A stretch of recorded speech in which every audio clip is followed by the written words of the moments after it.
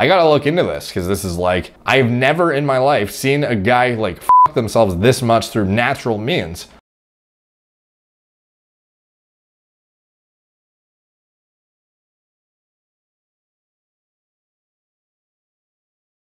What's up guys, Derek, moreplaysmartdates.com. Today we are going to be talking about male hypogonadism again. So this is a hot topic lately due to some of the videos I've made recently on very young men who otherwise should, you know, in normal circumstances be producing upwards of 600, 700 nanogram per deciliter testosterone levels. And instead we're seeing results showing, you know, guys in the low double digits, like literally like 20 nanogram per deciliter test levels, which is just fucking insane, you know. And it brings up an array of questions that you would obviously jump to before you just jump haphazardly on TRT at a young age. So I did a video recently on a very young man who had 14 nanogram per deciliter total testosterone levels at only 19 years old. So what we discovered, well, he told me about it obviously, and then I made a video about it, is that like this was an example of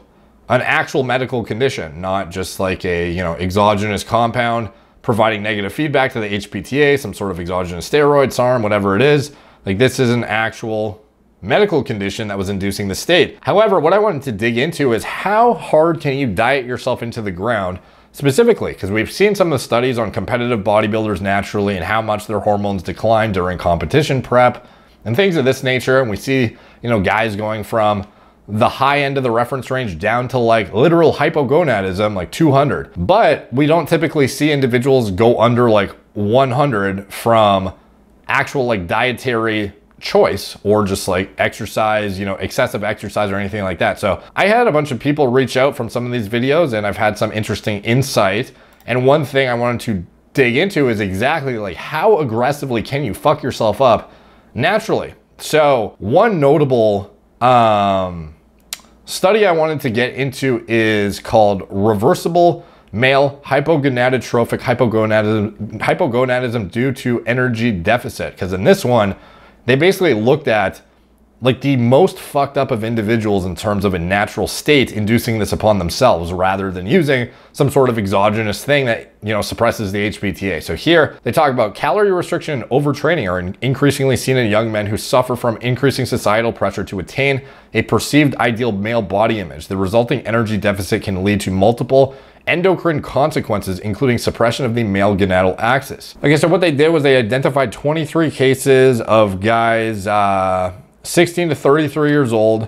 Now, the notable thing about it was the total testosterone median was 3.0 nanomoles per liter, which is quite low. That is in nanograms per deciliter below 100. So we're looking at guys who are in the double digits for test levels, where at least the median is. It goes from a range of 0.6 to 21.3. So I was thinking, shit, dude, like there's a guy who is naturally inducing a state where he hit a 0.6 nanomole per liter testosterone level, which if you plug that in, that's like 17 nanograms per deciliter. So this guy is inducing the same state as guys who have like pituitary adenomas essentially. Like this guy is actually natural, but is inducing a state through calorie deficit and excessive energy expenditure that is reflective of somebody who has an actual medical condition. So I was like, okay, I gotta look into this because this is like, I've never in my life seen a guy like fuck themselves this much through natural means.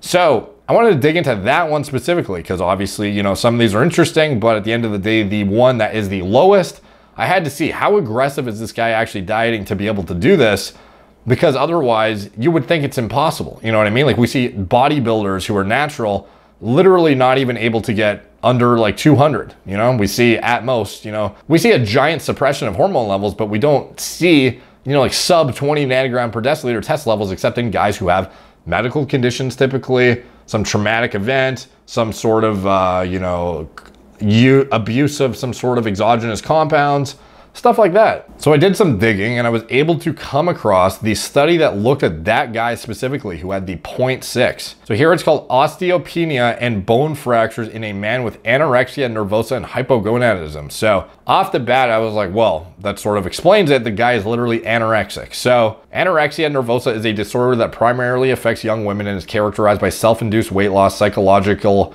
disturbances, and a complex array of secondary physiological alterations. Recently, osteoporosis and vertebral fractures were recognized as an additional complications of anorexia nervosa in women. Only 5% to 10% of anorectics are male, and the physiological consequences of weight loss in males are well characterized. As in females, males with severe anorexia nervosa can develop hypogonadotropic hypogonadism that is reversible with weight gain. So this is the main thing I want to see, like reversible with weight gain, meaning it's a naturally induced state, meaning how aggressively can you fuck yourself up? Since prolonged testosterone deficiency in males is associated with reduced bone mass, anorectic males may be at risk for osteopenia. So in this one, 22-year-old male with known anorexia nervosa was admitted because of severe weight loss. At age 10, he had abruptly stopped eating. So I quickly realized this was not just a case of calorie deprivation, rather it was a guy who literally stopped eating. At age 10 though, keep in mind, so extensive evaluation revealed no organic illness and the diagnosis of anorexia nervosa was made. He regained weight but remained thin throughout adolescence. So imagine being anorexic literally at the time you're trying to hit puberty and then developing properly through that state. Like, you can imagine why there might be some disturbances in his hormone profile. At age 17, he reached his maximal weight of 48 kilograms. 48 kilogram maximal weight. So we're looking at like 105 pounds, or if you want to round up, 106 pounds for this guy. So his maximal weight, 106 pounds, grew 8 centimeters, noted an increase in the size of his testes and penis, and developed pubic and axillary hair. He had occasional erections, but no ejaculations. He began long distance running and qualified for the Boston Marathon. So you can imagine what long distance running would do when you are in that kind of state. Like, it's not going to make things better, obviously. By age 19, his weight had dropped to 41 kilograms. So this guy is like sub 100 pounds at this point. Despite 3 years of outpatient psychotherapy, he failed to gain weight. 6 months prior to admission, he complained of persistent groin pain, and a Roentgenogram revealed a fracture of the left pubic ramus. He stopped running but continued bicycling. Is it just me, or does the word bicycling seem weird? I would just put like cycling, no pun intended. Because of further weight loss, he was referred to this hospital. There was no history of vomiting or use of laxative, diuretics, corticosteroids, or anticonvulsants. He did not drink alcohol or smoke, and his only medication was naproxen. There was no known family history of osteoporosis, recurrent fractures, or endocrine disorders. Physical examination revealed a cachectic man with a height of 168.9 centimeters and a weight of 37 kilograms. Blood pressure, so like you can see where we're at here, guys. Like, this is like super fucked up. Blood pressure was 80/40, and his pulse was 40 beats per minute. So no clinical features of Cushing syndrome, diffuse hair, normal thyroid size, had a little bit of gynecomastia, interestingly enough, despite the fact that he has like no T, which can occur when you have like no androgens to offset the estrogenicity in your body, and Tanner stage 2 pubic hair. And it's not just estrogenicity, like there's other stimulatory inputs in the system that can contribute to breast tissue development, GH, IGF-1 axis, prolactin, stuff like this. So anyways, penis size was normal, testes were soft and small bilaterally, and scrotal rugae were diminished. Sense of smell was intact, visual fields were complete, and neither blue sclerae nor hyperextensible joints were present. Chest Roentgenogram revealed compression of multiple thoracic vertebrae. And let's see, so basically they're looking at his bone health in here and seeing what happened. But the main thing that we are interested in is his hormone levels. So let's see, the history and physical findings in this patient are consistent with pubertal arrest at age 17 because of sustained weight loss. Hypogonadotropic hypogonadism was demonstrated by the low testosterone level, inappropriately low levels of gonadotropins, and lack of LH or FSH response to stimulation by gonadotropin releasing hormone. So after weight gain to the level at which puberty had previously occurred, the patient demonstrated marked pituitary sensitivity to GnRH and a gradual elevation of serum testosterone. Thus, the hypogonadotropic hypogonadism was reversible with weight gain as previously described for both anorectic men and women. So basically they talk more about bone health, estrogen deficiency, vitamin D deficiency, how he actually had enough calcium and vitamin D in his blood test results, despite the fact that his diet was pretty much non-existent. He's starving himself. So here we go. Before refeeding, 18 nanogram per deciliter test level. So the reason it's 18 instead of 17 that I mentioned initially was it was actually 0.62 nanomoles per liter. So if you round it up, it's like 17.6 or something. So 18 nanograms per deciliter. After refeeding, it goes up to 183. So it goes about 10x. Still hypogonadal though. Normal range 300 to 1,100. And free testosterone obviously low as well. So notice his FSH and his LH, what they do at baseline as well as after refeeding. So notably, is it possible to induce this low of a testosterone level naturally?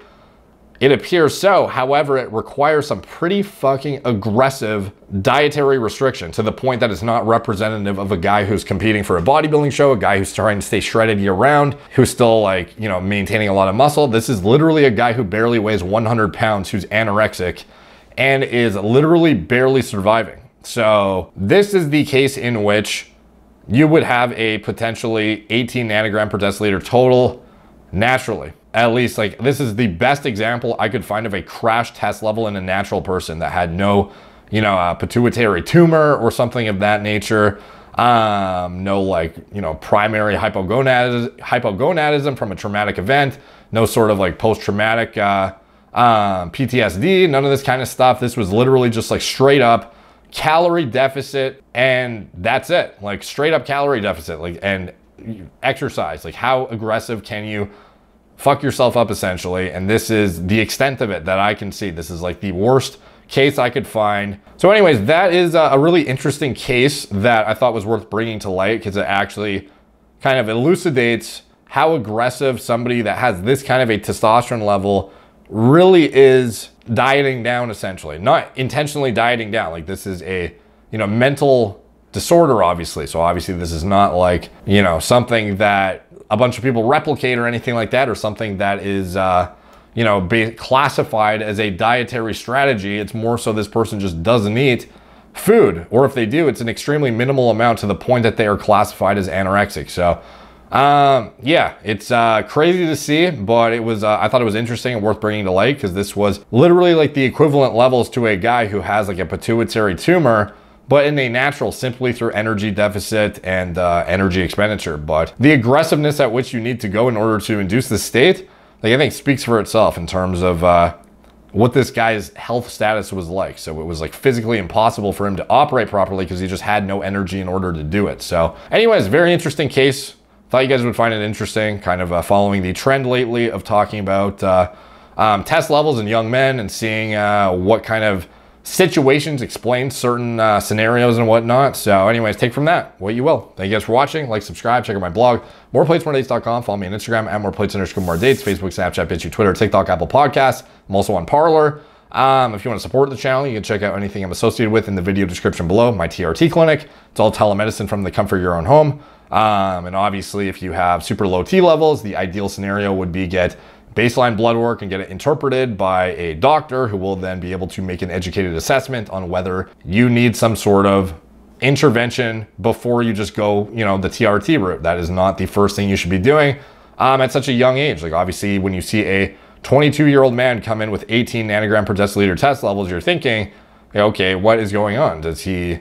Like, I think you would be able to tell what's going on if this guy actually showed up, to be honest, because it's not like this was a really hard to pick out scenario if somebody shows up who is cachectic and weighs 37 kilograms. So anyways, you know, but for some individuals, if you have low T and it's just unexplainable, like, go get imaging done. Go see what's going on with your pituitary gland. Like, see what's going on in your body, because some of this stuff is going to be medical conditions in terms of if you have just unexplainably like screwed up hormones. It's not necessarily a normal thing at a young age. Like, this is not something you should expect to see. And there's probably an underlying reason for whatever's going on. And you want to get to the root of it before you just haphazardly jump on some replacement therapy that is going to be lifelong. So anyways, thank you guys for watching. Talk to you soon.